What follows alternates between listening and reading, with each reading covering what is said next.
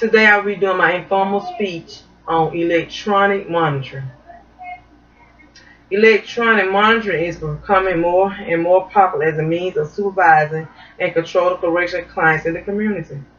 Everyone involved with the criminal justice system is aware that the correctional population has grown in the last 30 years.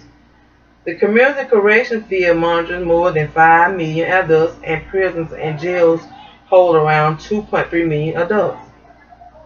Technology that monitor offenders have gained the attention of the community correction field and are constantly being studied and evaluated to determine effectiveness. Exaggerated claims and beliefs about what any particular technology can do for the monitoring process, however, have created misconceptions of monitoring strategies. Technology used to monitor offenders in the community have both benefits and drawbacks. This paper will provide information on electronic monitoring. It includes some general background on the subject, definitions, brief history, recent developments, and the usefulness of electronic monitoring in criminal justice.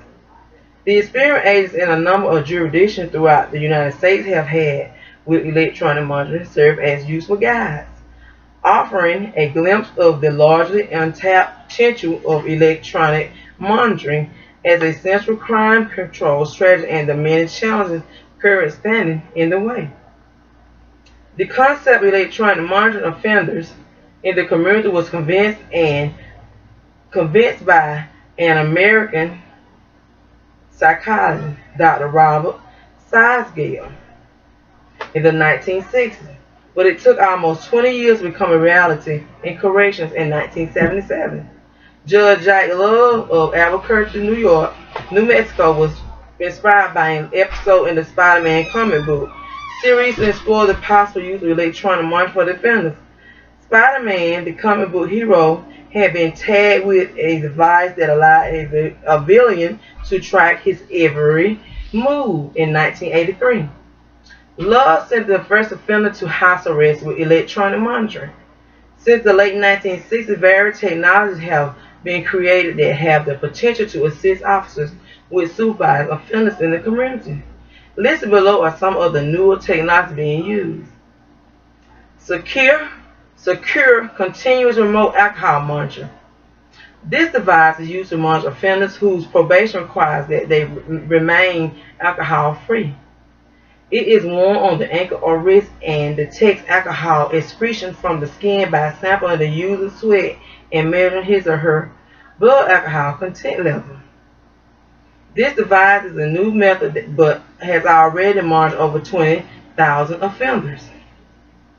Secure continuous remote alcohol monitoring is an automated alcohol monitoring device that uses transdermal testing to measure the amount of alcohol in the person's body, known as transdermal alcohol content. Global positioning systems. The defendant's movements are tracked via satellites and reported at regular intervals. In the event of violation, the defendant's movement is reported in as close to real time as possible. Exclusion zones for areas such as a victim's home, work, school, or church are programmed into a map with a predetermined radius. If the defendant enters one of these exclusion zones, the victim and paternal supervision tether unit is notified immediately, allowing the victim to enact a safety plan. Conversely, if the defendant is required to remain in a specific area such as a home, work, or school for a period of time, an exclusion zone is programmed into a map. Appropriate candidates for GPS include defendants charged with domestic violence, assault and battery, criminal sexual conduct, or any crime with victim. Breathalyzer monitoring.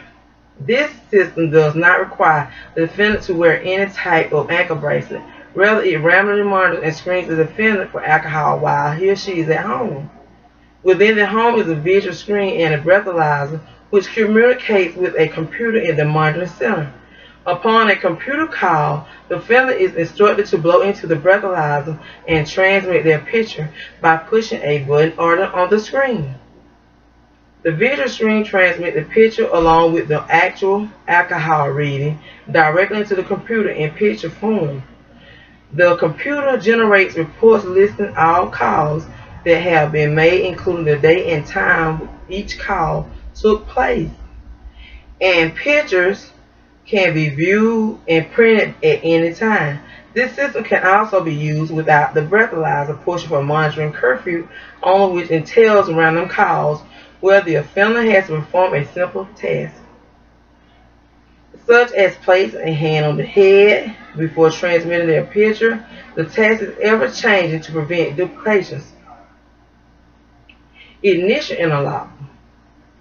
An ignition interlock device is a breath analyzer installed into a vehicle to prevent a person from starting the engine if alcohol is detected in their system. The driver must blow in the device and pass a breath alcohol test before the vehicle will start. If the resulting breath alcohol concentration analyzed result is greater than the programmed blood alcohol concentration, which varies between countries, the device prevents the engine from being started. At random times after the engine has been started, the LLD will require another breath sample. The purpose of this is to prevent someone other than the driver from providing a breath sample. If the breath sample isn't provided or the sample exceeds the initial interlock's pre-test blood alcohol level, the device will log the event, warn the driver, and then start up an alarm. Lights flashing, horn honking until the ignition shuts down or a clean breath sample has been provided. A common misconception is that interlock devices will simply turn off the engine if alcohol is detected. This will, however, create an unsafe driving situation and expose interlock manufacturers to considerable liability. Electronic monitoring programs appear to constantly result in the low recidivism rates for both adults and juveniles when used as a material intervention or post-adjustment sentencing. The available evidence also indicates that electronic monitoring, while perhaps politically popular, is neither clearly more nor clearly less effective than very close supervision by agency staff.